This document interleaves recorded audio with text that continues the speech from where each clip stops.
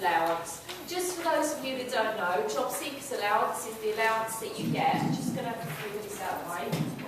Trip over it. Job seekers allowance is the allowance that you get if you are seeking for a job. As you can see, that's how they named it. There are two types. There's one which is income-based, and that is where you don't have enough money to live on. And there's another type you can get, which is contribution-based. It's based on your national insurance contributions. But don't worry about that, because the important thing is that it's job seekers allowance, and this is what they can do. So there are two types of sanctions. There's the high level and the low level. And these are up here, we've got on here, how long the sanctions can last. So for the high level, you lose all of the job seekers allowance, and that's for 13 weeks, or in the final case, 156 weeks, that is 3 years loss of benefit. Okay, so you can see this is something that's really serious. And then you've got the low level sanctions, and that's losing it for either 4 weeks or for 13 weeks. Okay, so for the high level sanctions, hold on, move forward a slide, here we go. So these are the reasons that it's given for. Okay, so where it says job loss, such as leaving voluntarily or getting sacked, that means that they believe that you should not have left your job. It is in some way your fault that you are now applying for job seekers allowance rather than something that's happened to you. The next one. If they ask you to apply for a job and you don't apply for a job. So if you fail to accept a job that's offered to you, and you'll note that all of this includes temporary work as well, because it's any work. Can we ask a question? Oh God, yes, go for it.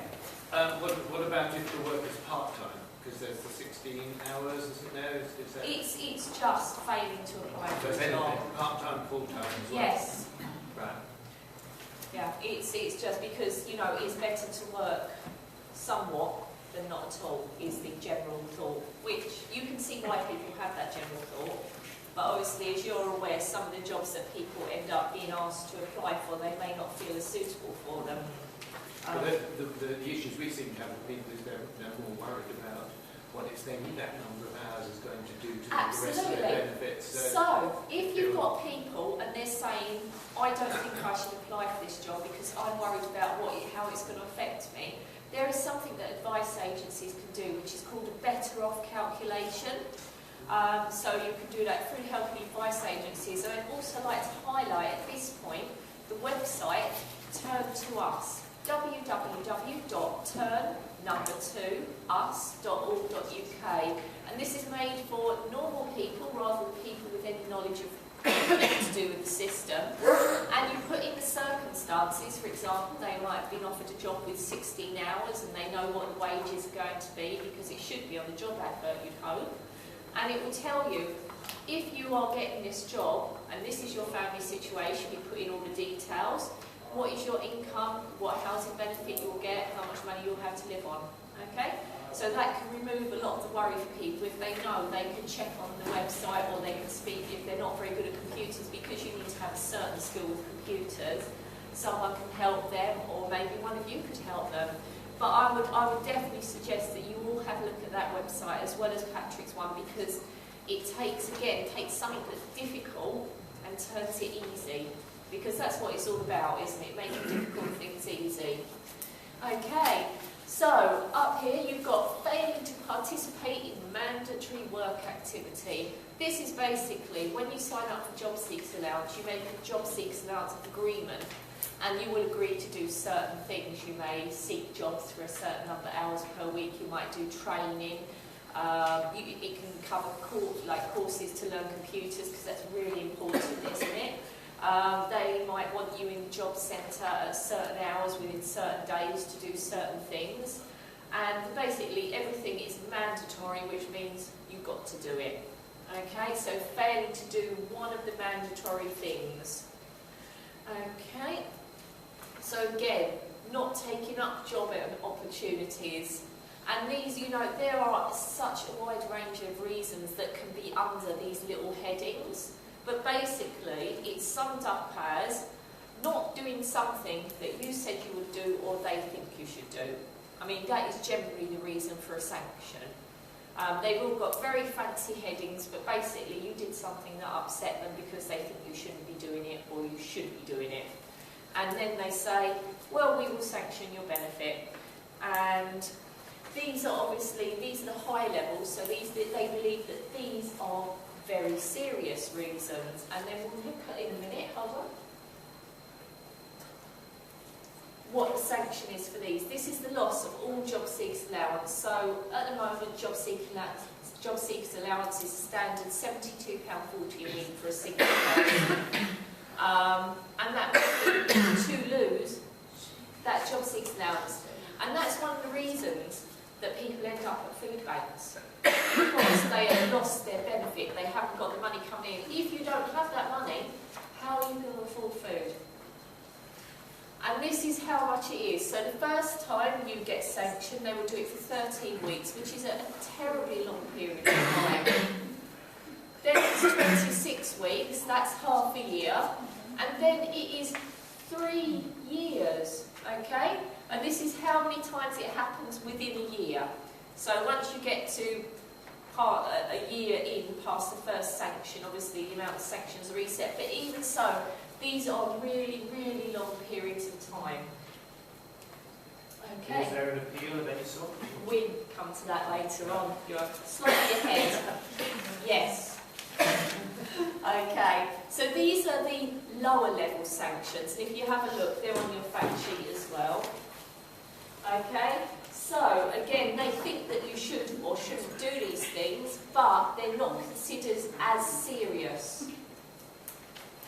So, you don't participate in an interview, and you can see it all up here, you don't participate in a specific scheme. Now there's all sorts of specific schemes that they have, and when you go along to a job centre, they will assess your abilities and decide if you should do this, be on this or that or the other, and that's something they will decide at that point.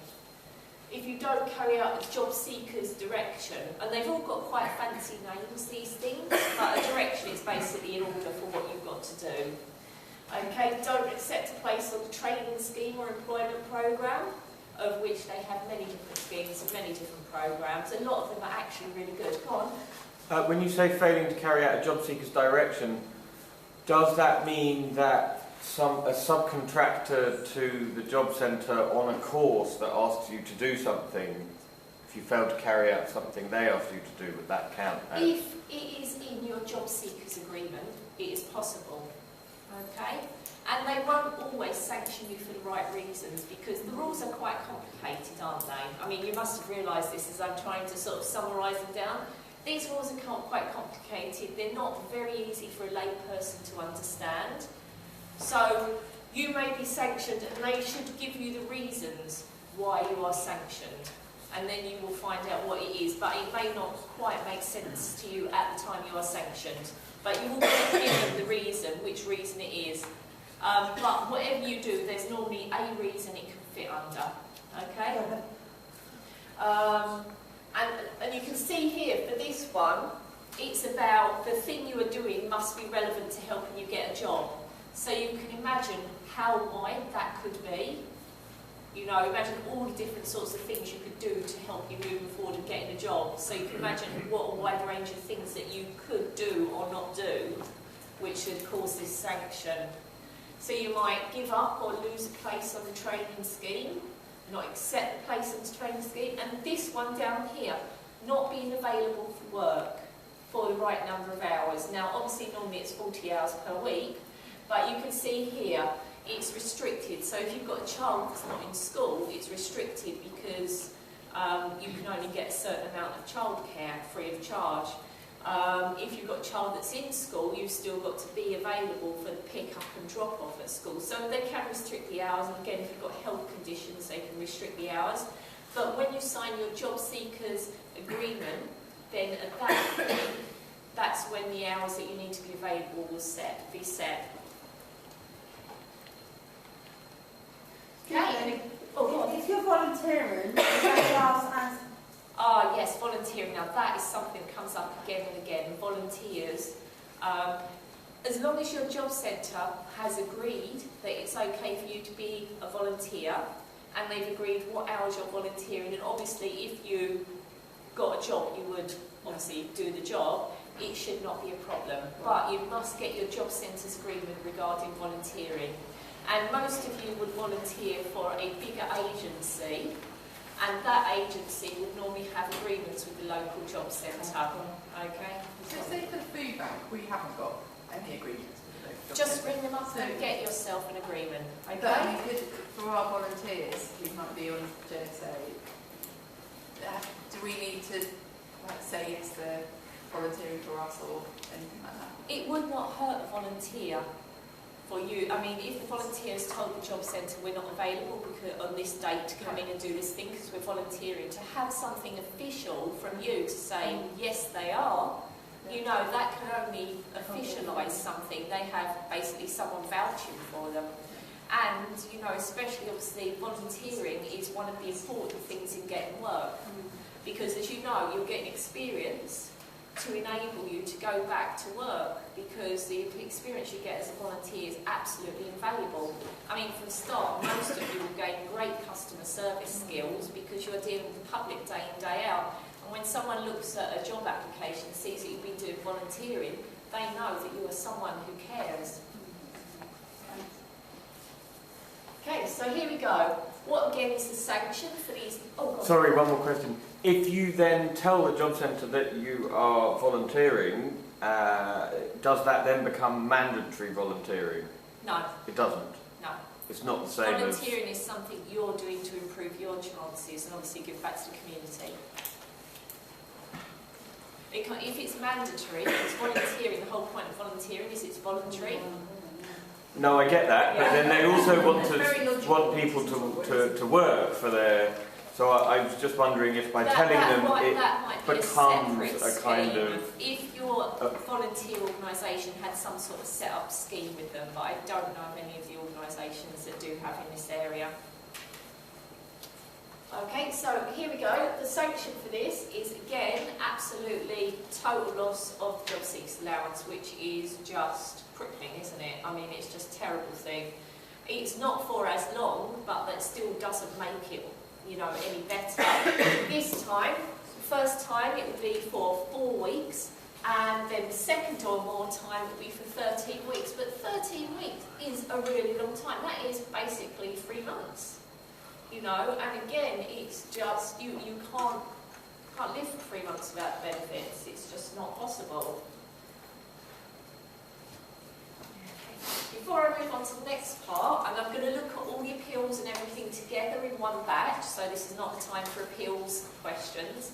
Are there any questions specifically about job seekers allowance, or have I answered them all as I've gone through? Okay.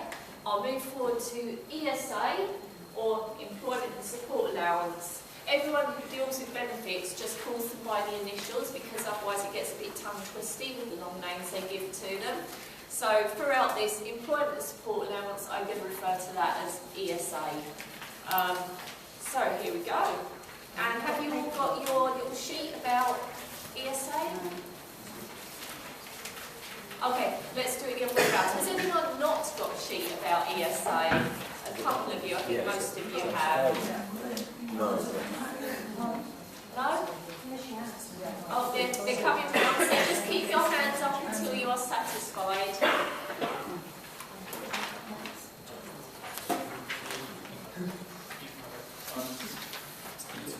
Is it the same?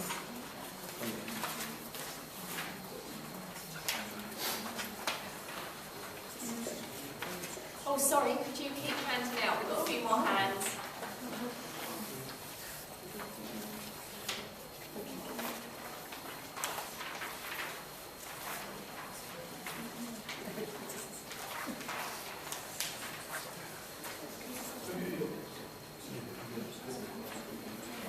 Okay, and I'll now plough forwards with Employment and Support Allowance. So again, there are 2 types of employment and support allowance. Just like there were 2 types of job seekers allowance, there's 2 types. It doesn't really impact because you could be sanctioned for both of them. Okay? So income related means you don't have enough money to live on and you're sick and unable to work, so therefore we will give you this money replacing benefit because you are sick and unable to work. The second one, contribution based employment and support allowance. This means you've been paying your national insurance contributions, and so we will contribute towards this and give you employment and support allowance.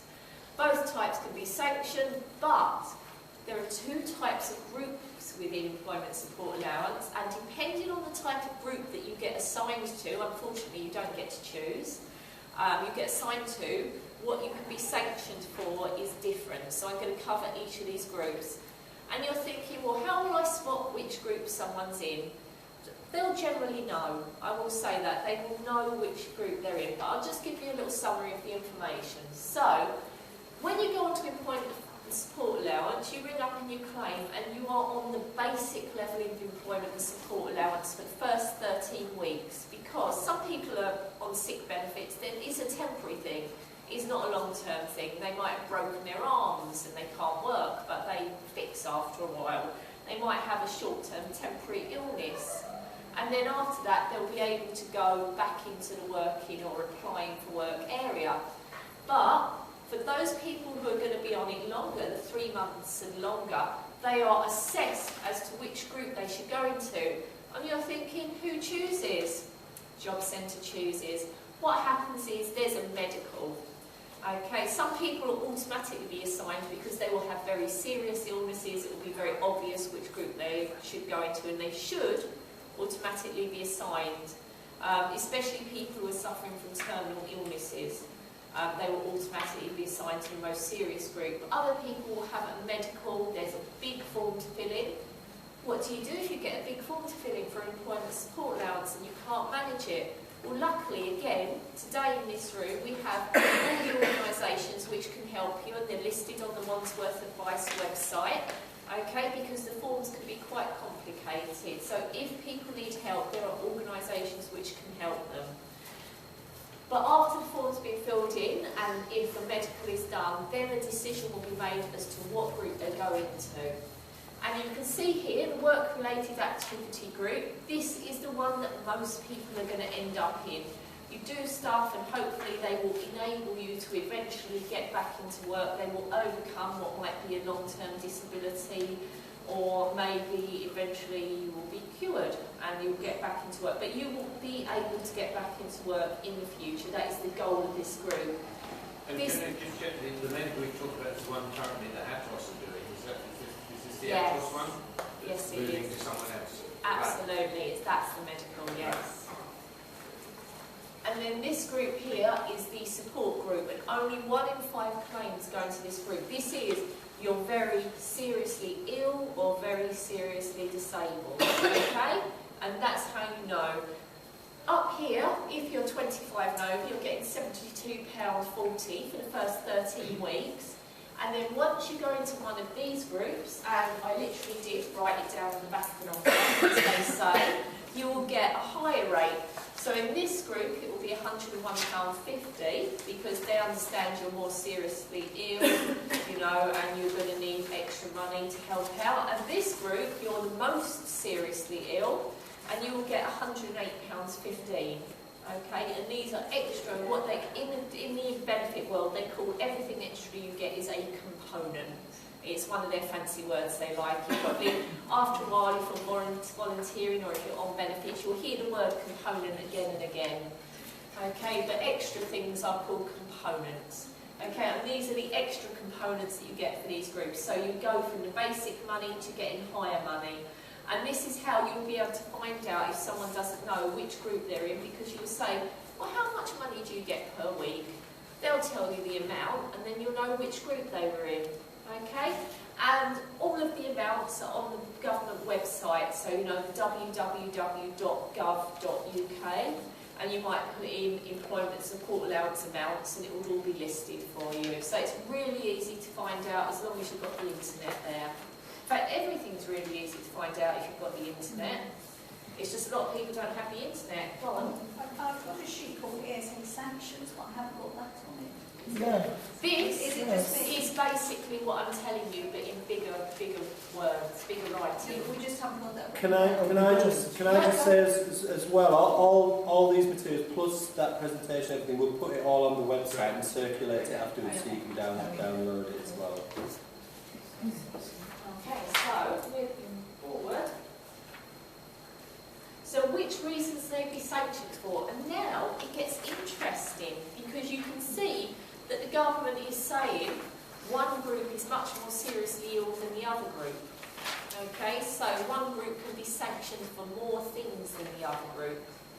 Okay, so both groups failing to engage in work-related activity, and we'll cover what that is in a minute, and both groups failing to attend a medical, but only the work-related activity group, less seriously ill group, can be sanctioned for failing to attend or engage in work-focused interviews. And I'll explain what all the terminology means. But so just, yeah, thank you very much. So first of all, what is the sanction? It's not as bad as job seekers allowance. So I can say straight off, obviously, apart from, thank you very much, apart from the fact of having a disability or long-term illness, you are better off being on employment support allowance. Of course, no one wants disability or long-term illness, but if you do have one, you will be better off on employment and support allowance because it's less bad what can happen to you when you're on there. Rather than job seekers allowance, you can lose all of the money, okay? It takes quite a while to happen on employment support allowance.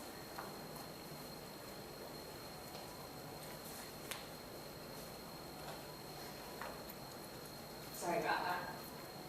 Okay. So here we are, the sanctions. So, notice I said about that word component. Component means just extra bit of money. It doesn't mean that in real words, just in when you use it in benefits. Okay, so 50% of the work-related activity component, which, and I don't know if they deliberately make these difficult, these phrases, but I'm going to translate them into human for you. Okay? So to work out the work-related activity component, it's your basic amount and the difference between that and the extra bit you get if you get put in the group, which is £28.75 a week. So at this point, whatever happens, you will keep 50% of that £28.75. So the most you can lose is £14, and I can't divide 75 by 2 because I'm a product of GCSEs. Which is really awful, isn't it? I should be able to do that in my head. 28. Yeah, thank you very much. So anyway, it's just under £15 that you will lose. So 50% of that is just under £15. So where on job seekers allowance you're being sanctioned and you're losing the whole lot, it's not as serious, okay? And you think, well, I won't remember all of this. Don't worry, it's all written down for you, okay? Because that's a great thing. But again, as I reiterate, yes, it's a bit complicated, but what you're doing is spotting, yes, there's a sanction, and I'm going to tell you later on, is there something you can do about it? Oh, yes, there is. Okay? And those are the two important bits. There's a sanction. Can you do something about it? Yes, you can. Who's going to help you? Well, these people all sat over here. These people over here are representing the organisations today, and they all offer advice and help to different groups within the community. And they are all out there to help you. So you as volunteers on the ground need to spot the problem, and then you've got the website which can tell you which is the best group for you. Okay? So here we go. If they still don't do the thing they're being told to do, for the first 4 weeks it's at 50% of the amount, which I'll categorise as just under £14, so just under £15. And then if they keep not doing it, after 4 weeks it changes to 100% of the amount, so the whole £28.75. But it's just still not as serious as the sanctions on job seekers allowance. So if you do come across... I just wondered if they went on to, excuse me, when they go to 100%, how long might they stay on 100% deduction? Until they do what they're supposed to do. So kind of... Yeah, they keep slapping your wrist each week, and they're hoping that you'll get the hint that you're supposed to do the thing. Okay? But, look here, things you cannot be forced to do, and these are important to keep in mind. Take a job, they can't force force you to take a job. You are sick and or disabled. They cannot force you to take the job. They cannot force you to undertake work. Okay, so like job seekers allowance, they might be saying to you, well, you've got to go along and experience some work. And I don't know if you also, they've had various schemes, I think Poundland, although that one isn't running anymore, and other places. But with employment support allowance, they cannot force you to undertake work, and they cannot force you to do certain medical treatment, okay? So they can't say, oh, well, we want you to go along and join a therapy group. We want you to go and undertake a medical procedure. They cannot force you to do it. Okay? So that means you cannot be sanctioned for these 3 points. Go on. So when it says failing to attend the medical as a reason for being sanctioned, that is a very specific thing. Absolutely. It's not a medical where they're going to treat you. It's a medical assessment of your condition. Okay. I'm just not a natural on changing these PowerPoint slides over. I had a very fancy clicker at the last course I did, and that went horribly wrong as well. So, okay, so here we go. What is work-related activity? Because, you know, they use these terms. So, this is explained up here. It means that you're more likely to get a job, but they can't force you to take the job. It just means you're more likely to get the job if you undertake these. And we've listed it, and it's CV writing, thinking about college courses, interview skills, and talking about your barriers to employment. Okay? And it's got to be reasonable. So if you are bedbound, they cannot order you along to an interview to sit there and... yes, they may well do it, but they're not supposed to. They're supposed to be reasonable. So if it's, you know, talking about barriers to employment and you've got maybe PTSD, and that wouldn't really be the right thing if that's your barrier to go along and talk about it, because as people in the industry, you know that's very traumatic. So it's this word reasonable, and that should say in view, but my spell checker automatically corrected me obviously at that point and changed it to interview. So it's reasonable in view of your health. Okay. And again, I think I got so excited about this, I wrote it twice. I do sometimes get excited about certain points in benefits, which is a little bit sad, but it is just me all over. And so I got so excited that I wrote it down twice. But it's because it's really important. They can't force you to do it. They can't force you to take a job. They can't force you to undertake work. And they can't make you undertake medical treatment. And it is just such an important point. Okay, here we go. What is a work-focused interview? And again, this is another one of those terms that came up earlier, and I said I'd go through each of them. And it's just, as it says up here, you've got to, even though you're unable to work because you're sick or disabled, you are supposed to be focused on the thought of returning to work. So this is an interview focusing you. So they call it the work-focused interview. Okay? And you must attend these interviews if you are in the correct group, because, you know, it's part of the things that they expect you to do, and it's a way that the benefit is set up. And if there's 2 of you on employment support allowance, because sometimes you'll get a couple and they're both receiving it, you can both be expected to attend.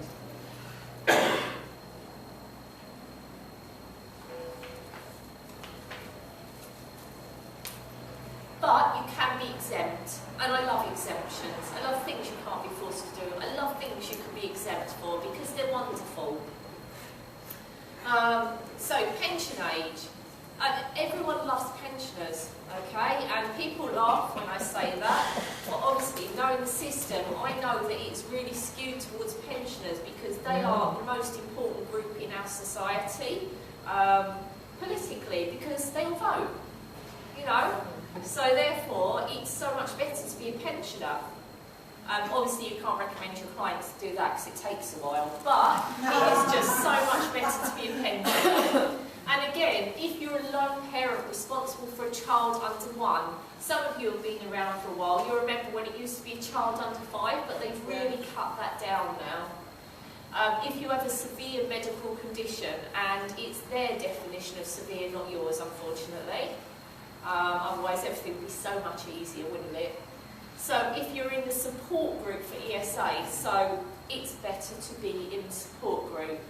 And again, if you get someone who's in the work-related activity group and you think, well, they are just, I know this person, I dealt with them on the ground, and I just think they are really severely sick, really severely disabled, and there is no chance of them being able to go back into work, maybe you should be referring them to look at whether they can challenge that. Have they been put in the right group? Because, and I don't want to shock you here by telling you this, but sometimes the government makes mistakes, okay? So, just because someone's in a group, if you are dealing with them day to day and you think this person should be, like they are so severely ill, so severely disabled, maybe you need to refer them to one of the specialist organisations that can look at it and say, yes, you maybe are in the wrong group, because where it's better to be on ESA rather than JSA, it is better to be in the support group than in the work-related activity group. I mean, not only for the small fact if you get some more money each week as well. So, can you just explain what support group is? It is the group. It's really badly named, but basically they are giving you. They are thinking that you are really, really disabled, or really, really sick, or both, and it's unlikely that in the short, medium, or even long term you will get back into work. Whereas the work-related activity group, they think that it's probably possible that you could. So, but when you look at it, the easy way to do it is work-related activity group, you are pretty sick and disabled, but support group, you are seriously sick and disabled. Sort of breaking it down. Okay. Now, at their discretion, oh, go on, did I So, say what's that? retirement age for women? Oh, you think that's an easy question, don't you? It used to be 65 is higher now, isn't it? It's changing. There is a rolling programme of the retirement age, and you think, where will I find out the retirement age for my client? The government website, find my retirement age, and you just put in your date of birth, whether you're a man or a woman, they give you a retirement age. And if you're close to it, what you should do at that point as well. So it's quite good, the government website, www.gov.uk,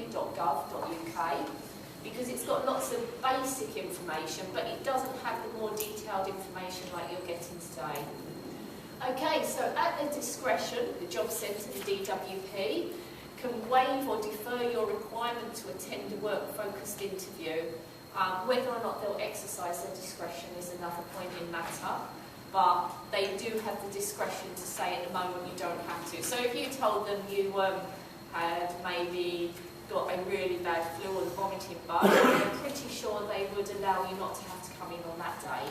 But they would probably say we'll come in a week's time. But you have to ask them before they would give you discretion. If you don't ask, you don't get. Okay? A lot of our foodbank guests, and I've had personal experience with trying to phone on behalf of the foodbank guests. What is the best way of getting in touch with the job centre to say someone's ill or someone's...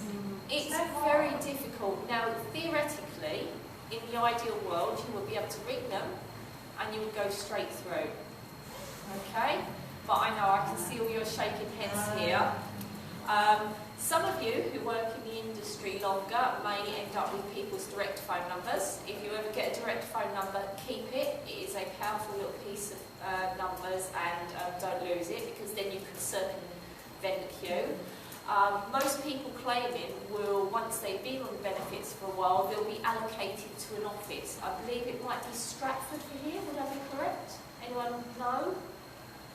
So once you've done the initial claim, you're also under one of the main benefit offices where they keep all your records. So what you can do is, and it's written on the benefit letters which office they're allocated to. So as well as their local office, they'll have a national level office as well. Okay, so you could ring the national office and ask them to add it to their records. But you would take a name, time and date of the person you spoke to about that, because you may need to go back if it didn't happen. And they would say whether or not they can do anything, or if you have to go back to the local level.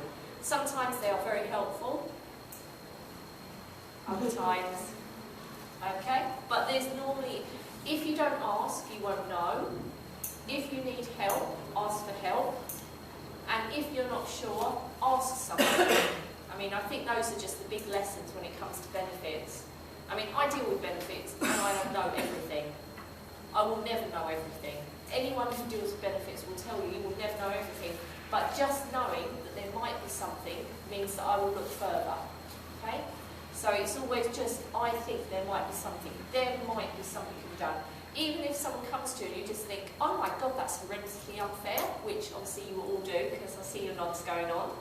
If you think it's horrendously unfair, there's probably something that can be done about it. You don't have to know what it is that can be done. You just need to know where to get the help to find out what it is and how they can get help to do it. Okay? So, as I said, the work-focused interview, if you ask, they can waive you, especially if you've got a vomiting bug or something like that. They don't want you in the office if you're going to infect them all. Okay? I think most organisations will say, don't come in to see us if you're horrendously ill. Okay, so they don't want to catch anything. But you've got to ask. You've got to ask them to, can you say, can you use your discretion to allow this? Okay, so they're normally at the job centre. In some cases they can be at other locations, but all the ones I've dealt with have been at job centres. And the discussion's all about opportunities. Okay, opportunities for this, that or the other. Training, rehabilitation, even job opportunities that you can take up. They might have schemes you can go on, work placements, okay? And you might be required to undertake work-related activities.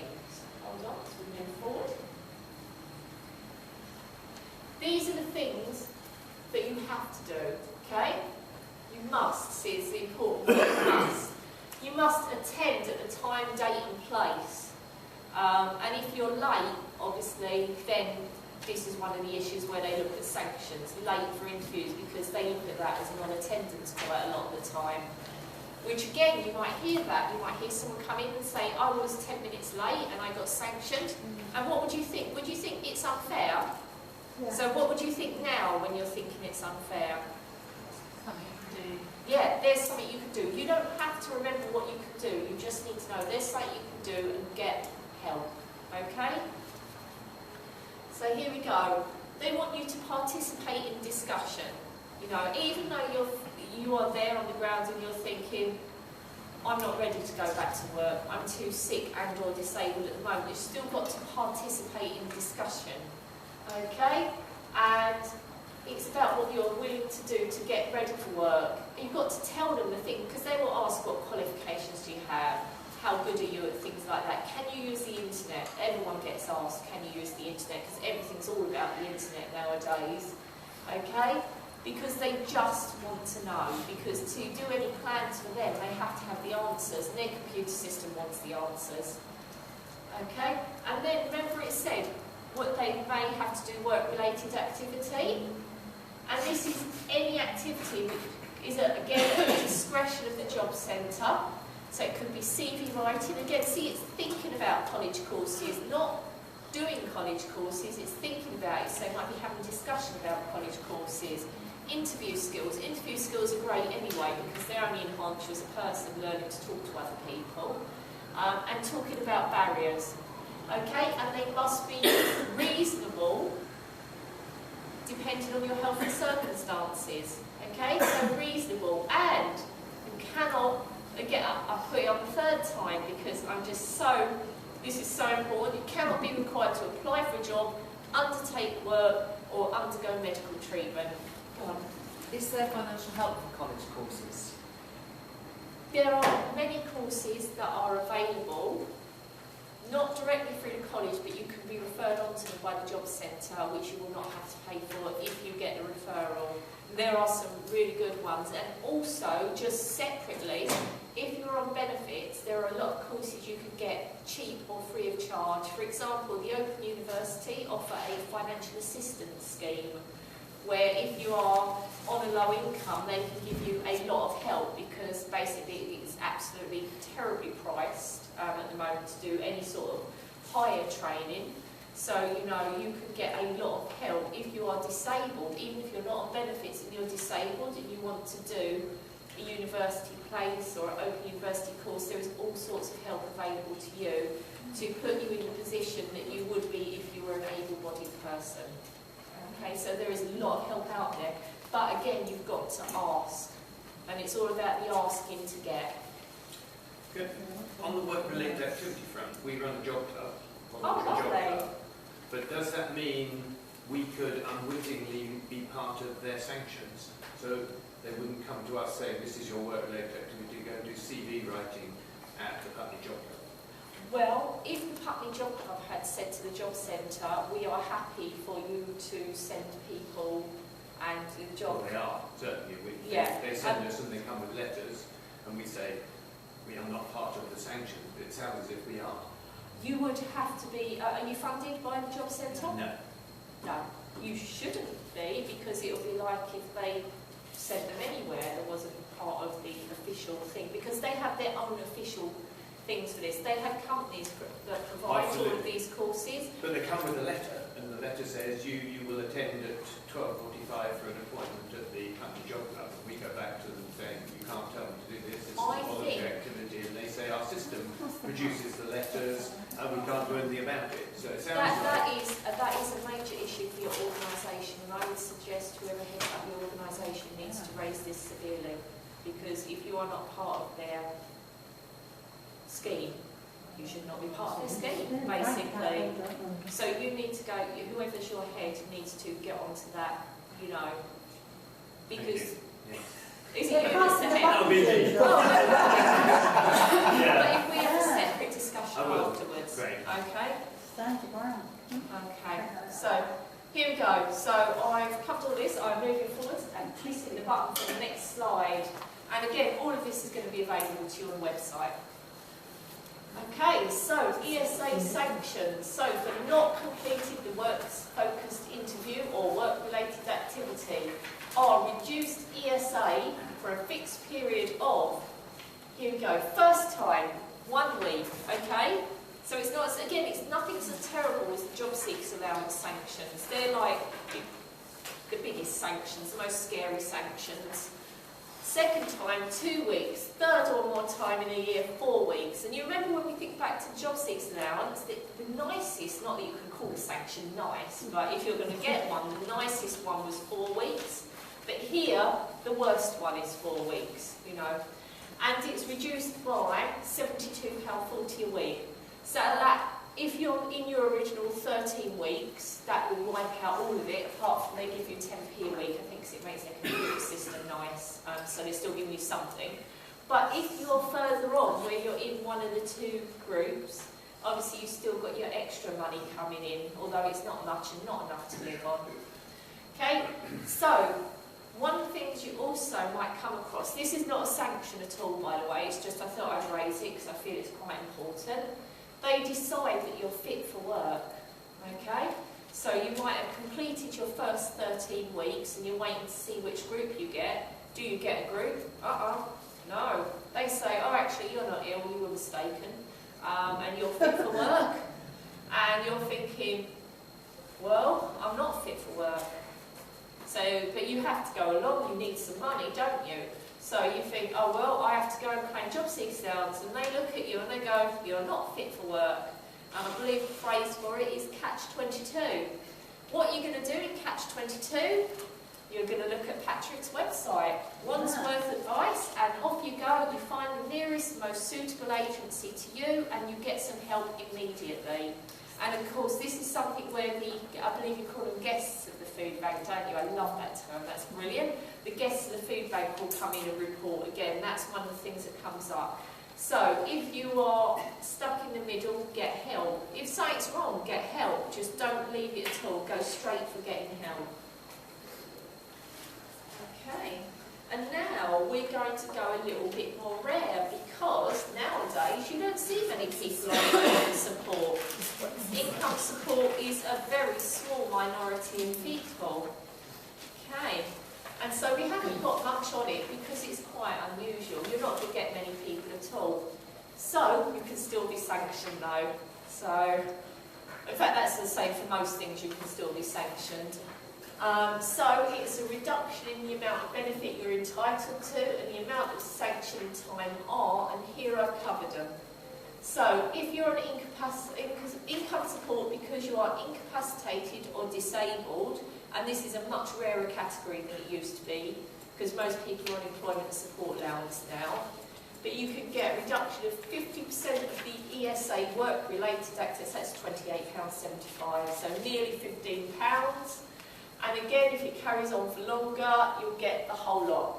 Okay, so because this bit here is the same as the employment and support allowance, the sanctions are the same. But you can get income support for other reasons. You can get income support for being the lone parent of a very young child, and you only have one rate of sanction for that. Okay, and who chooses how long it's going to be? Because it's a very unusual benefit, it doesn't come up much. So the period is at the discretion of the job centre advisor. Okay, and it's just, I haven't had anyone through with an income support sanction. So I can't say to you, yes, this has happened, because it is really rare. But if you get one, I bet one of the agencies would love to have a try at helping them with it, because when you get rare things through, it just increases your knowledge, doesn't it? They're all nodding there. Who would be liable to get income support? So someone who is on one of the older schemes, Oh, right. it's like employment and support allowance, but from a long time ago. Right, so it's just... Yeah. And for lone parents of, I believe it's only a child under 1 now. So you can see it's like such a small group. And carers. And sorry, of course, carers as well. I don't miss carers on, but carers, I would hope, would be much less likely to sanction, because they're expected to be often caring. You get money for caring. So is income support dying out? Is it going to eventually disappear and not be there at all? Everything is dying out. That wasn't like a general world thing. I mean, in the this world, it's like that was really not very optimistic, was it? Everything is dying out because the new thing is going to be, anyone name it? Universal benefit. Yeah, universal credit. That's what's coming up. Okay, so eventually the not whole world, but the whole of our world will all be about universal credit. And at that point, there'll be a new Ronnie who will come in and tell you all about that, I'm sure. But not yet. I think you can look at it as coming soon to an area near you, but not Wandsworth at the moment, okay? So is it happening in other parts of the country? Your nearest group is in Sutton, where they have about 600 people who are going to go on to a trial. And is that still just the most simple single No, male? it's not. They've expanded it to every sort of person. That's when the troubles are going to begin, not... So for those of you that cover Sutton as well as an organisation, if you speak to me afterwards, I can give you the details of the meeting to find out all about that, where it's happening and who will be affected. Okay, but it's looking at, and I can say I received my original training on universal credit, which was just coming in 3 years ago when it was just coming in, but currently it's just coming in December 15. Subject to change, okay? Not like one of the movies, which definitely will be out on the date they give you on the poster, okay? But it is still just coming in, okay? Is it coming in December 15 no matter who wins the election? No, I cannot comment on politics. I honestly, Yeah, no, fair enough. Yeah. I don't know. I don't know anyone who does know either. Patrick, do you know anyone who does know? No. Is it true the bedroom tax is going to be abolished? It is a rumour. I can say that politically people are unhappy with it, which is always good. Yeah. I can say that there are many appeals going through the system at the moment. Some are won, some are lost. And if you are interested in the bedroom tax, you would sign up for the weekly or daily, sometimes, email from Nearly Legal, which covers those. Put it in Google. But I can say that it's being looked at again, and I would hope there will be a good decision, but I cannot give you any guarantees. But I'm sure there are people who would know more about the political side of things like that, which I don't. Okay, so here we go. This is one of your failures, which again is not a sanction, but I thought I've got to tell you about it because I know this is going to happen, and I know the people, the guests that you have coming in are going to have this. So this is the failure to return the ESA 50 form, which frankly is a bit scary. And if someone sent it to me, I'd be looking at it thinking, wow, that's a lot of questions on a very big form. And that sort of thing scares people, doesn't it? You know, if I look at it and think, well, I'm glad I don't have to fill that in, can you imagine what someone else is going to be thinking? So people don't fill them in, or people don't get help in time. They leave it to the last minute and then realise that it takes quite a while to do. So, if it hasn't been returned and someone says, my ESA has been stopped or I've had a form, ring them up and tell them, okay, say, look, so-and-so has come in and we're going to try and get them help to fill in the forms, and luckily today there are organisations here who do help with filling in forms. And if they are sending it back late, it doesn't hurt to put in a covering letter saying, I'm really sorry sending it back late, but I had to get help with it, something happened, my leg fell off, you know, whatever the reason is. If you don't tell them, they can't consider it. I mean, they may ignore you completely anyway, but it doesn't hurt to try, does it? Okay, so failure to attend a medical. Lots of people fail to attend medicals, okay? Number one, they're not particularly close, are they? Number two, who wants to go to a medical anyway? They're not there to cure you, are they? They're just there to poke prod and ask questions. And number three, if you've got a health condition already, something like going to a medical, it's not enjoyable, is it? So people don't go, people aren't available, people are too sick, people don't read their post as well. A lot of people won't read the post, can't read the post. So, if you can't go, if you don't go, if you're too ill to go, try and tell them beforehand. If you didn't go for a good reason, tell them afterwards. Get some medical letters. Most people on ESA have got bundles of medical letters anyway, so it's not that difficult. Okay, so say why and put it in writing, okay, because theoretically it's more difficult to ignore something in writing. It's proof. Keep a copy, you know, it's just proof. If you can't get to a medical centre that they say you should be going to, do they do them at home or? They can consider home visits, definitely. And again, these things are quite discretionary.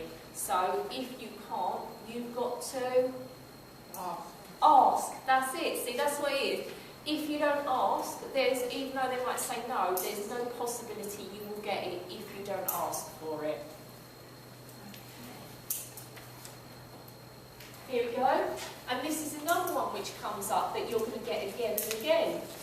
People will come in, they'll go, I didn't get enough points. They said, oh, you're a little bit sick and disabled, you're not sick and disabled enough for us. And this is, again, this is a really common one, okay? So, challenge them, okay? And we're going to look at the challenges any minute now, okay? And if you didn't get it, try and claim another benefit to give you some money going forward. So that'll be job seekers allowance for most people, okay? So I think the theme so far is, if you don't ask, you don't get. It's not going to hurt to ask. A refusal never hurts, although it might annoy you greatly. And, you know, just challenge it. And how to challenge it? Well, the main thing is good cause, okay? This is a big word in this area, good cause. It's what they're all about. So if you say to the person making the decision, whichever person you rolled up to, whichever is making the decision, in most of the cases for you it's going to be about sanctions, there was good cause why I did or didn't do the thing which I did or didn't do, they can use their discretion and change the decision. Okay? So it's all about good cause, and there's no definitive list, because that would be wonderful, wouldn't it? If I said to you today, this is the list, this is what you've got to do. There's no list. But good cause means the same in legal as it does in human. So that's really good. So when you think of a good cause, it's probably a good cause. So I've listed some here. So was what you did reasonable in the circumstances? If you didn't turn up because you were having a vomiting bug, was it reasonable? Oh yeah. Okay. If you didn't turn up because your child was sick home from school and you had no one else to look after them, was it reasonable? Oh yeah. Here we go. Are you a victim of domestic violence? They should be well trained and know that the problems that can affect people who are suffering from domestic violence and the fact that they are unable to do the things they are supposed to do because of this. Whether or not they are is no matter, but they should be. Everyone should have had some training in that. Okay, mental health condition, you know how people's ability to do things can be quite severely compromised by their mental health. So that's quite good one. Homeless. Do you know how difficult it is to do something when you don't have a home? I mean, even the simple things like getting washed, change of clothes are just tremendously difficult, let alone attending an interview at the right time and place, or getting a form back, because how do you get the form if you've got no address? Learning disability. Luckily, most learning disabilities are well documented, so it's much easier for you to prove good cause. And again, a physical disability that stops you doing that, and that again will hopefully be well documented, so it'll be much easier, and you can whip out a medical letter and send it to them. Okay, so here we go. You didn't attend because you were scared to. I have dealt with many people who were scared even to open a letter, let alone open a letter and then do what the letter said they had to do because of their mental health condition. You didn't get the letter. You've got people who live, you know those blocks of flats where there's loads of people, you're in a hostel, you don't get your post. I mean, there are many occasions. And especially if you tell the job centre, oh, I don't get my post most of the time because of where I live, they should have it on their system. Again, it enhances your good causeness. Okay, or you don't understand. Okay, go ahead. Any advice around people with addictions, which obviously may have all of mental health and domestic violence in the past? Absolutely. If they've got an addiction, it's going to be documented.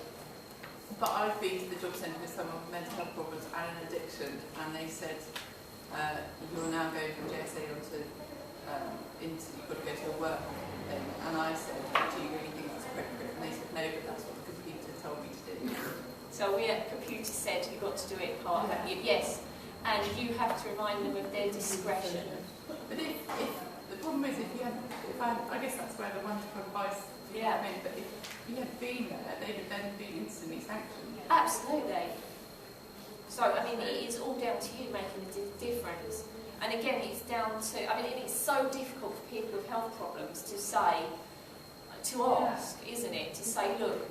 Because that's hard, because of the health problem, it's difficult to ask. Yes. It's totally vicious there. And this is where you get into catch-22, and this is why you know that although I'm telling you here today this is what people should do, it is going to obviously go wrong every so often, and you've got these agencies which will help you sort it out. So I can't get over the fact that not all of this is possible to do.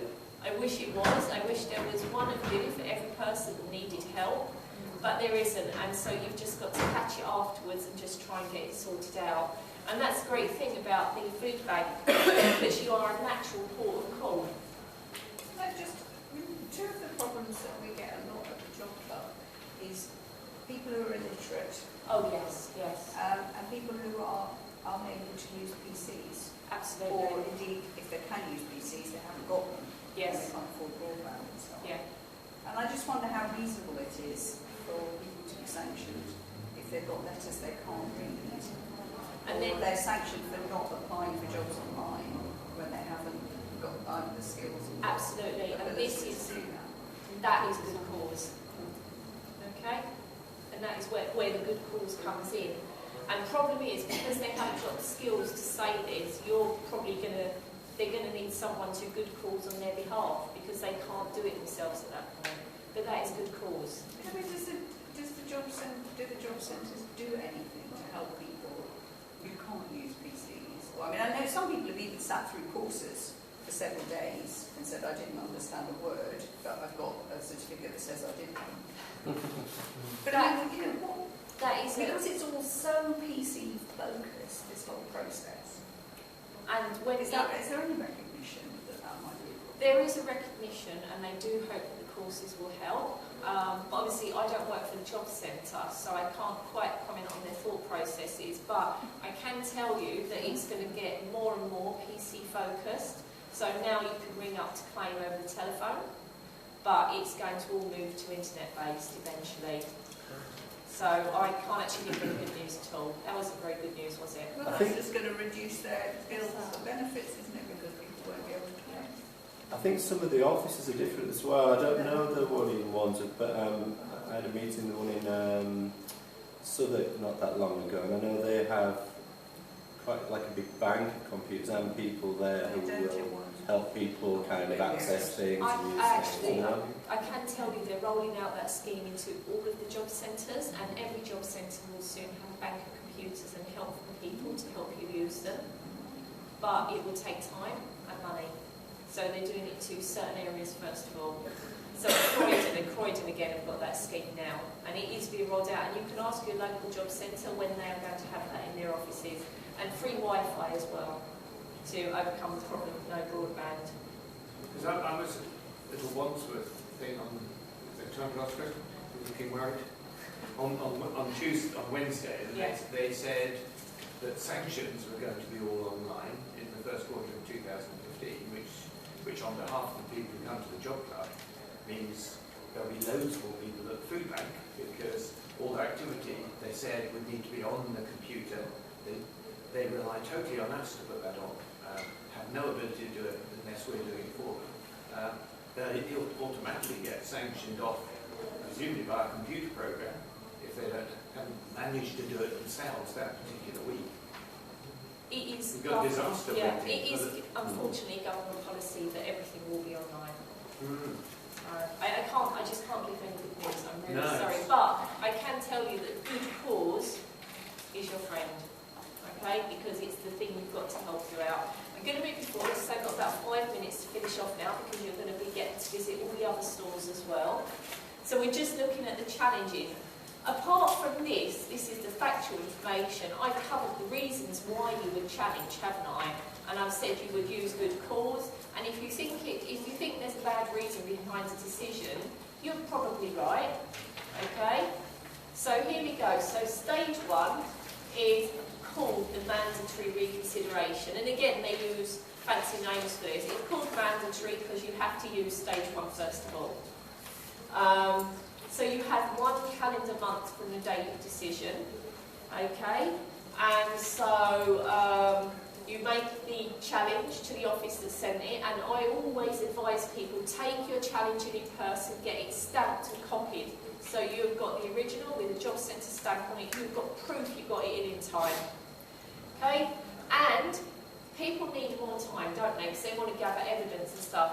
Just make a letter saying, yes, I'm going to challenge it, I'm getting help to gather this information, I'm gathering this, so you will have it within another extra 3-4 weeks. But get that original challenge, like the challenge in, get it in within time. Okay? So, after you put it in, they'll normally phone you and say, let's talk about it. Okay? In a good way, they're supposed to talk it through helpfully with you to make a new decision. Okay, and theoretically at this point they may say, well actually you're right, you've got good cause, and change their minds. That is what you will hope for. That is your woohoo answer, isn't it? Obviously you're aware it doesn't always work like that, but again, if you haven't asked to challenge it in the first place, you're not even going to get the chance to overturn it. If you do not have success in stage 1, we go to stage 2. Okay, so stage 2 is called the appeal. So, here we go, you've got to have your mandatory, I hate that word, I always stutter over it, mandatory decision, okay? And then you've got to have reasons, they call reasons grounds nowadays, it's quite normal, it's a court word, your grounds for something happening, your reasons, okay? It must include everything. It's all about including everything. Why you think the decision's wrong, what the good cause was, everything you can. If you've got medical evidence, whack it all on, okay? The more medical evidence, the better. It never hurts to have medical evidence. Again, you've got 1 calendar month, because they love 1 calendar month, okay? So you've got an ultimate deadline of 13 calendar months. For example, if you're in a coma, it's quite hard to challenge a decision because writing letters is difficult. So if you've got reason, or maybe you can't read, and people come into me with letters and they're out of time, and I go, oh my God, you should totally agree, you should ask for that to be looked at again. And I will write a letter saying, you know, a lot of people I see are illiterate, a lot of mental health condition might mean they don't open their post, things like that, and I'll say, You know, I have just found out about this. They have no chance of understanding it on their own. Now it's understood, we're making it as soon as possible. Okay, but even if it's later than 13 months, in absolutely extraordinary circumstances, you can ask for longer. But it's very unusual. And the chances of success, well, if you don't try, you're not going to have any success at all. So you've upped your chances, haven't you, by just trying. Okay? But if you go to an appeal, because appeals are done by judges who are independent, tribunal judges, they will ask questions. So if you're sitting there in front of them, number one, they can see you, and if you look a bit ill, you know, it will help. So I always say to people, when you're going on tribunal, be normal. You know, don't go and get your hair done in a special outfit. Just be you for a day, how you are. And the judge can ask you questions, but it's not quick. Okay? And this is like a positive thing, several months to get a tribunal. It can take longer, it can take shorter. Okay? And it depends, you know, for example, Sutton at the moment are running a trial with tribunals on Saturdays. So their system has sped right up. So different areas, different speeds. And the judge will make the end decision. So the final arbiter, the final decision maker is the judge. Okay. Can I just ask a question? So if somebody has their job seekers allowance suspended, are they then penniless? Or Yes, they, absolutely right. I mean, that's what I assumed. Yeah. But is there no other income that they can claim meanwhile for these months that they're... If they are sick, they could apply for ESA. Right. If they've got children, they'll get the benefits to do with the child still, so they'll still get the child benefit, they'll still get the tax credits, the housing benefit, they'll still get all of that.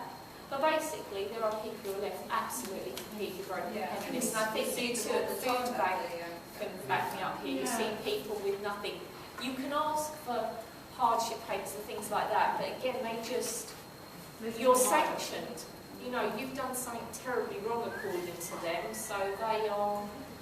And my second question was, we had a guy who was quite clearly ill, very restricted mobility, and came to the food bank, and he'd been signed as fit for work.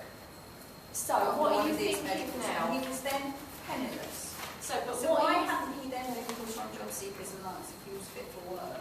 Is that not automatic? So that was back under the fit for work. If you are signed as fit for work, whether you are or not, you've then got to apply for job seekers allowance. And job seekers allowance can refuse to give you job seekers allowance because they will say, no, actually you're not fit for work. You know, because they'll look at you and they'll be on. So what do you do with that original decision? Knowing what you know now, what would you say to him? What should he do? Well, that the original decision was unreasonable. Absolutely. So where would you go to knowing that the original decision was probably wrong? I suppose it depends on the timescale. Well, you've got to go back to the original office. Yeah, if it's within 1 month, you could say put in the appeal. But again, you've got the Wandsworth Advice website, so you could go on there, see if there was anyone who was able to help him as well. Okay. So I'm going to just stop here because my time is up, but you can talk to me individually. I'm here. Okay, you've got, following on, top tips for ESA and JSA. Those are all in your handout. So can you see them in your handouts at the back? Last page of your handout, you've got your ESA and JSA top tips. Because I want you all to go around and talk to these other people. Now you have Tom at Age UK. Where am I looking for Tom? There you are. You might put your hands up higher. We've got Tom at Age UK. He will deal with people who are 60 up and the carers of people who are 60 up. You have Dan and Sarah at the back, who are the food bank people and can answer your questions about the food bank. You have Emily from the CAB at Wandsworth, and they take any age. You have Quinn, there you are, at Wandsworth Carers Centre, and he will deal with carers who are caring for people who are obviously sick and disabled. And you've got Nick, the energy man from the CAB, who will talk all about lowering household bills, and the amazing things he covers are really worth talking to him. So I'm going to stop there and let you talk to everyone else, and I will still be here for your questions, okay? Could I just add a couple more things? I think we didn't mention, just because Matt might think he's got away with it, but that's Matt over there from DASCAS as well. Oh my God, Disability sorry Matt, you Advisory are on my Service. list.